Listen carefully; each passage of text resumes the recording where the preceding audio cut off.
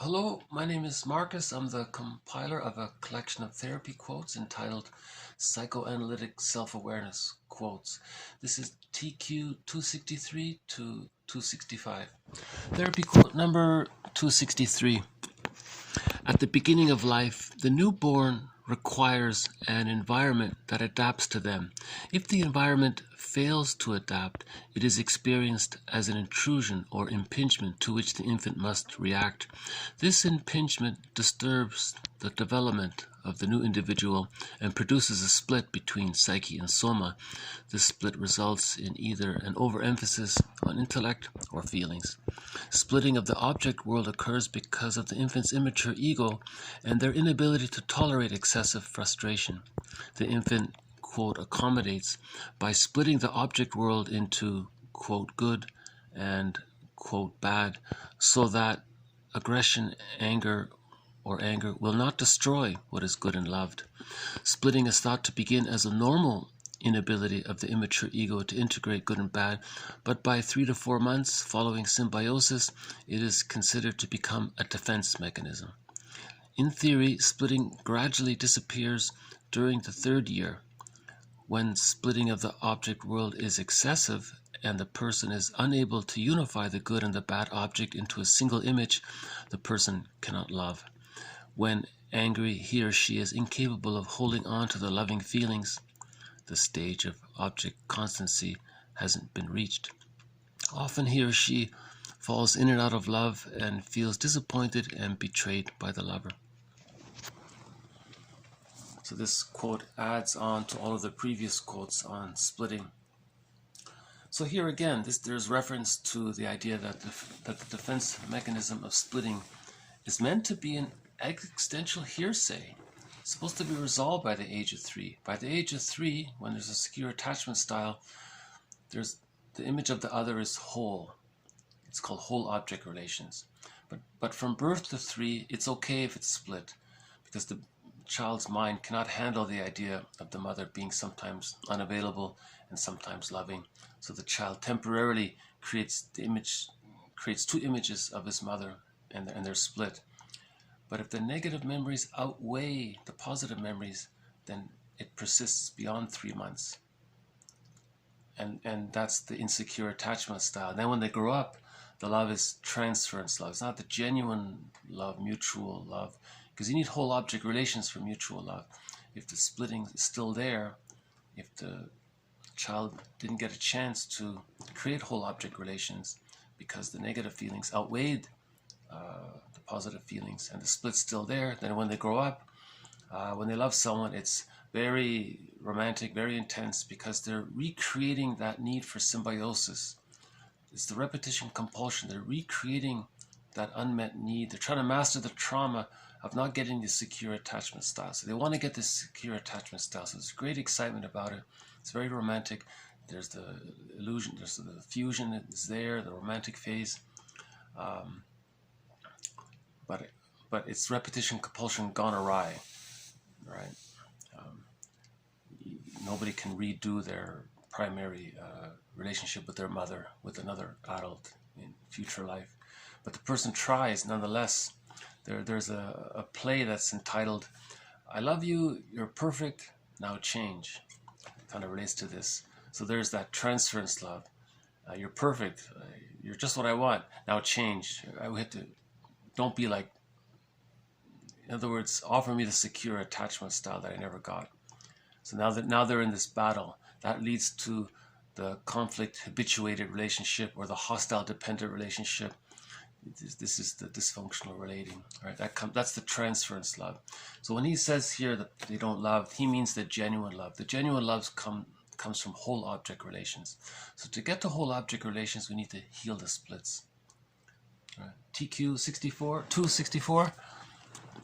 The healing of the splits is a slow and painful process, but the person begins to feel gradually alive with access to the true self. The full range of feelings becomes available. So when the splits come together and there's whole object relations, and that's the psychological birth, that leads to access to the real self. He calls it the true self. I prefer to use I generally use Masterson's reference to the real self and the capacities of the real self, because Masterson described the capacities of the real self. And one of the capacities is, as he says here, the full range of feelings becomes available. So there's gratitude and there's care and empathy. Like there's more wider range of feelings. But when the split is still there, prior to that, it's mostly excitement and drama and fear, and it's like in the mythology, it's all very dramatic and things. So he says the healing of the splits is a slow and painful process. See, for the baby, it's a naturally occurring event. When there's a secure attachment style, the splits heal by the age of 3. That doesn't take place because there's a deep ambivalence, because the negative, frustrating memories outweigh the positive memories. The child couldn't handle those hurt memories, so the split is there for that purpose. Then at midlife, you're trying to heal the split because it didn't get healed. That's the problem. The splitting precludes mourning, splitting precludes access to the real self, splitting precludes mutual love relationships, right? It's this unlived life, right? You're caught in this repetition compulsion gone awry. So at midlife, you want to heal the splits, so you create a new attachment, a safe therapist. Your memories, you internalize your memories with the therapist. Those new memories condense to form a holding introject. Now you have a secure attachment with the therapist, and you have the memories of it. Now you have more psychic structure, you have more support. Now some of those old undigested hurt feelings from long ago start to come up, so that the splits can become healed to reach whole object relations. But that's at midlife, that's a lot of work, right? It's a slow, painful process to finally feel what's been repressed for so long, right? But when you're an adult, you might have more resource to finally feel at 40 what you couldn't feel at 4, right? I think somebody's quote was, therapy is feeling at 30 what you couldn't feel at 3, something like that. And the last one, 265, psychoanalysis means analysis and treatment of the psyche, the inner world of the person. So we live in 2 worlds, Melanie Klein says, the outer world and the inner world. So this psychoanalytic approach is meant to heal the splits, that's the inner world, to assimilate the good and bad, that the 2 parts coming together, that's the inner world, to have that holding interject, to all those memories with the therapist condensed to form a new object representation of a safe person. So that's an inner world activity, right? To feel what you couldn't feel, that's an inner world activity. To discover the true self, the real self, and the capacities of the real self, these are all inner world activities. So psychoanalysis, the psychoanalytic approach is not about changing things in the outer world. Maybe supportive therapy, the counselor might be involved in the person's outer world more, or talk about what's going on outside. But the psychoanalytic side of therapy is the psychoanalytic approach to psychotherapy is to look at this inner world, to heal the splits, to build psychic structure, to repair the ego, to strengthen the ego, to endorse the ego, to support, that's the adult mind, to support the adult mind, and so on. So just do maybe a quick zip through here. At the beginning of life, the newborn requires an environment that adapts to them. See that right there? Remember the self-help quote? The mother is there to meet the needs of the infant, not the other way around. The mother is there to meet the needs of the child, not the other way around. So the mother has to adapt to the baby's needs, not force the baby to adapt to her needs, you see. If the mother or if the environment fails to do that, to adapt to the needs of the child, it is experienced by the child as an impingement to which the child must react. This impingement disturbs the development of the new individual and produces a split between psyche and soma. So there's another aspect of the split that we don't often talk about. the theory is there that the feeling self goes into exile. So the mind that connects to your feeling self, that's gonna be disassociated from the body. So there's that body-mind split. So that's another split that we don't often talk about, but this quote makes reference to it. This split results in either overemphasis on intellect or feelings. I'm not really fully sure what that part means, because my understanding is usually when there is a trauma and the child has to exile his feeling self, he's then more in his mind. He uses rationalization and intellectualization, so he's more on the thinking. He says maybe sometimes it's the other way around, but I'm not really sure about that. So I'll just leave that as a question mark. Splitting of the object world occurs because of the infant's immature ego and their inability to tolerate excessive frustration.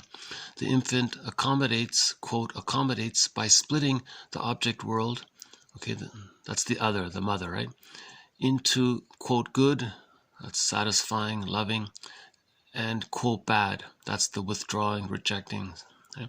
So that the baby's anger will not destroy what is good and loved. So there's the splitting, right? Splitting is thought to begin as a normal inability of the immature ego to integrate good and bad, but by 3 to 4 months following symbiosis, it is considered to become a defense mechanism. So that's what we mentioned at the beginning of this video. It's meant to, it's okay that the splitting is there. The baby's ego can't handle that the mother is sometimes satisfying, sometimes unavailable. So the baby creates two images of the mother. That's the Jekyll and Hyde phenomena, right? In literature or in myths, you can see the good God and the bad God and all that stuff. So yeah, mythology is a metaphor for this inner world, right? And fairy tales as well. But then by the age of 3, if splitting is still there, see, splitting is not supposed to be there. It's supposed to be an existential hearsay. You see, that's this thing about the timing. Like he says, symbiosis ends at 4 months, 3 to 4 months. Other authors say 6 months. I'm just using 6 months. In theory, splitting gradually disappears during the 3rd year. So the 3rd year, that's the psychological birth of the self at 36 months, approximately. Right. So that's when the splitting disappears. There's whole object relations, access to the real self. The child is individuated. He knows he has a feeling of himself, a sense of self, ontological security. He's internalized the loving experiences of his mother. It's a part of him. So he feels safe from within. He has that intrinsic connection to himself. He can connect to himself. There's sort of that inner connection to himself, rather than being constantly overly focused on the other and, right, and psychically, and then projecting it onto others, that kind of thing, right? When splitting of the object world is excessive, okay, so when splitting of the object world is excessive, you see, it's excessive because the frustrating memories, the mother not being around and all that, it's too painful. Then the splitting becomes greater. So the ambivalence is deeper. It becomes greater, right? And then because of that, the person is unable to unify the good and bad, right? 264. The healing of the splits is a slow and painful process, but as the person begins to feel genuinely alive with access to the true self or the real self, the full range of feelings becomes available. See, when a person achieves the psychological birth, the full range of feelings. So there the person feels that warm feeling of gratitude. There's that warm feeling of appreciation and the loving feelings that comes from the mutual connection.